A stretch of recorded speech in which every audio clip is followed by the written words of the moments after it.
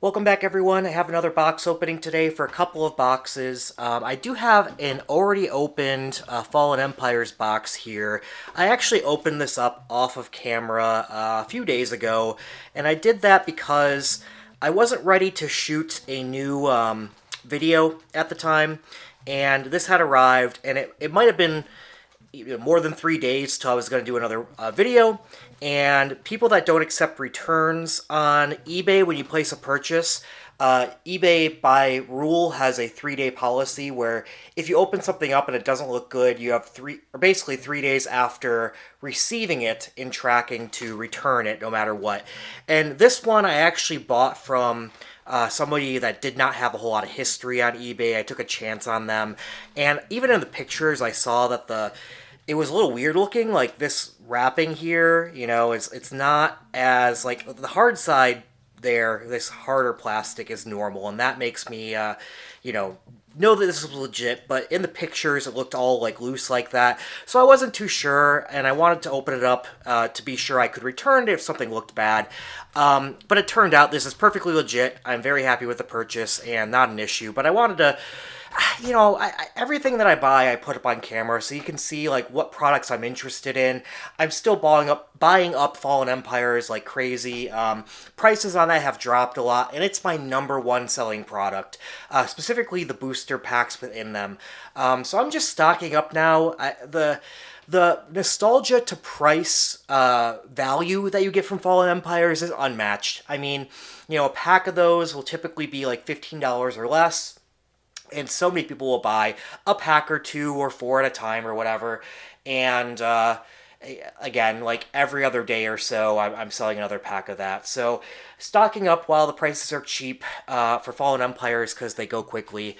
But I'm also buying a bunch of other things, and I'll talk a little bit about the market while I open up my other things. So again, things have been really cheap. So I've been doing a lot of buying, and I think you've been seeing that in my videos. I've been buying more than I did over the summer.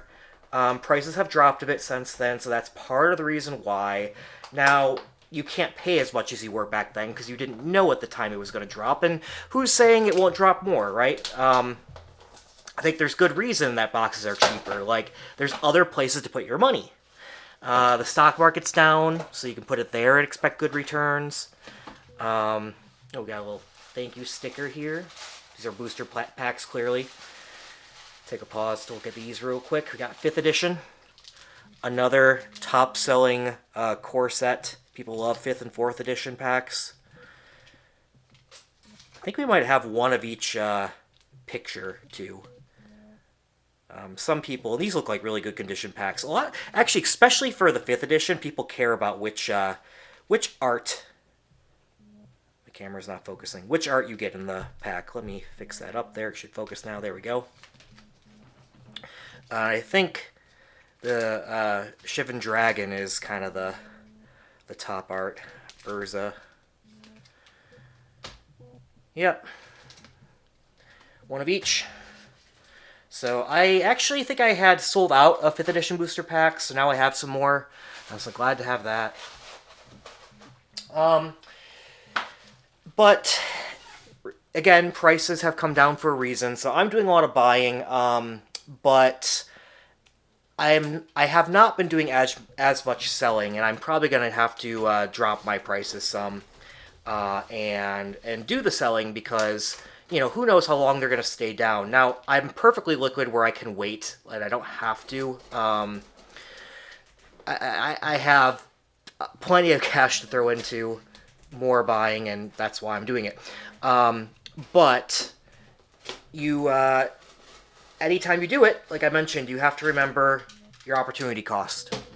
And I think the stock market's getting to be a pretty good opportunity. Now, there is talk about recession stuff coming. I mean, we're kind of in one already, but they're talking about an even worse one. I don't know. People talk and talk and talk, and they never know. Like, who knows what the market's going to do. What we know is the market will go up in the long term, and in general, it tends to be a safer, more liquid, better asset than Magic. All right, just saying that straight up. I mentioned, if you haven't seen the YouTube channel Reserved Investments, I forgot their name the last time I talked about them. They talk about investing in collectibles of all sorts, and do particularly have episodes specifically about Magic the Gathering. If you want to see one, maybe I'll link it if I remember in this video up above, somewhere up here. That they have one on Magic 30th edition. They blast how bad of both kind of an investment that is for the long term, as well as just a bad product. And he blasts collectibles a lot of time. Like, you need to be financially established before you get into collectibles, is his point. And I mostly agree with him. Again, if you're doing all this investing, you have to be pretty liquid, have a lot of cash to deploy, and not be forced to sell at any given time. But I do disagree with him a little bit in that it's not horrible to diversify 5 to 10% maybe of your portfolio into collectibles. There's been studies that diversifying it into assets like gold actually helps, even though gold is, when you look at the returns over history, a horrible investment.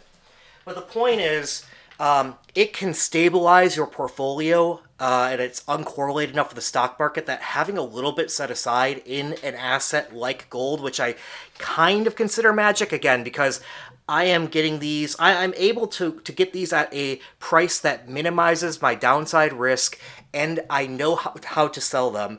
So it is better for me, being an expert in Magic, to do that over gold, right? For everyone, gold is a commodity that people know about, and you can do gold. So that's for the normal person. You might want to take 10% of your portfolio and put into gold. I choose an asset I know more about and have an expertise in, and so it's Magic. And I do better than I would have in gold, let's put it that way. But not everybody has this expertise and can't do that. So if you don't know Magic, do not invest in Magic. But yeah, so reserved investments, he's really good videos about how basically, you know, collectibles are a good asset when you know them. If you don't know them, and you don't have a lot of capital set aside, and, you know, if you're going all in on it, all bad ideas. The stock market is better. And that even applies to me. You know, as I keep on buying up this product, my allocation is getting a little bit high into Magic, especially when I could be deploying a lot of that into the stock market, which I think now is at a reasonable price, right? It's not... I'm not saying it won't go down. I'm just saying it's reasonably valuated, or the value of it, valuation. Prices aren't so high that it doesn't make sense. Like, and I was investing heavily in Magic when prices were really high in 2020, 2021, etc. Now, those prices of Magic have gone down too, right? So there has been correlation. There's not always. Like, I invest in bonds to diversify as well from stocks. And bonds have also come down. Now, they haven't come down as much as stocks have, so I'm happy I have some money in bonds compared to all my money in stocks. I have like a 60% allocation to stocks. But I also have a lot of money in Magic, and those prices have come down, but I bought at reasonable prices, so they haven't come down as much as stocks have. So I still am happy I diversified in Magic. Now, if I had to do it all over again, I would have just kept it all in cash. But there's also inflation, and cash doesn't add any value. There's no opportunity to sell higher. Now, basically what I would have done is all the boxes that I have sold, I would have bought Magic, and all the rest of the boxes that I hadn't sold, that I bought during the 2020-2021 era, I would have put into cash. But who knows exactly what's going to sell, so you can't, like, pick your winners and ditch your losers, right? But what I will say is I think I'll come out with a video of in 2023 of how much money I made in Magic in 2022, and I don't want to spoil it, but yes, it is above your average income.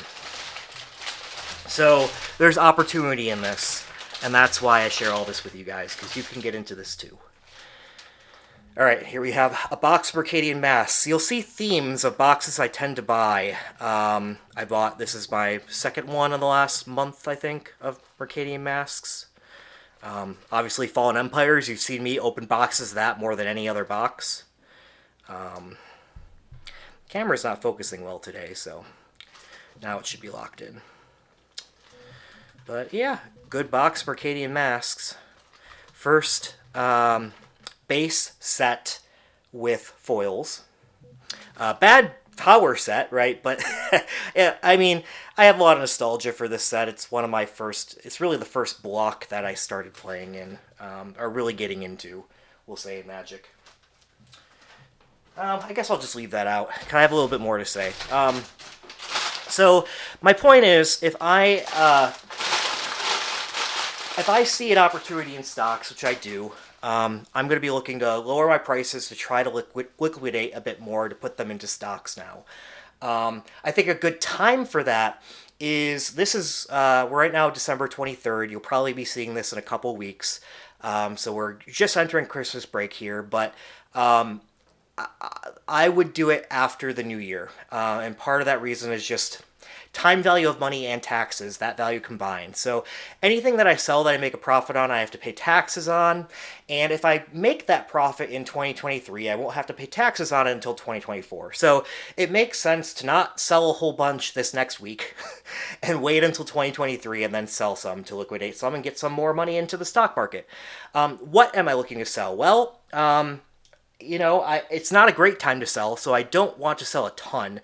I want to again, diversify my assets in Magic. So usually when people reach on out to me, they will want to buy a box of a particular set, and I love to have one box at least of every set available so that I'm open to sell to any customer that's interested in any particular box. I think that makes sense.